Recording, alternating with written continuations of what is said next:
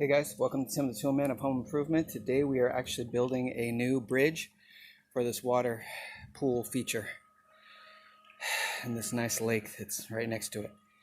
But this has been worn out, weathered, so we're going to go ahead and redo a new one with some new wood and some paint. I'm taking off the old right now. So we're using exterior wood that's primered. And then what I'm going to do is I'm actually rolling the edges here so that makes it smooth. So they're ending up like this when they're done, nice and rounded and smooth. And then you can see, based on after they're painted, and I screwed them in to the 2x6, which you can see there. So now you can see kind of like the part that's done, how it's rounded, and the part that's not done, and I'm fixing.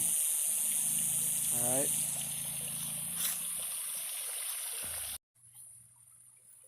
Alright, so we are done. We have rebuilt this bridge. Made it nice, sturdy. Repainted everything. Looks nice.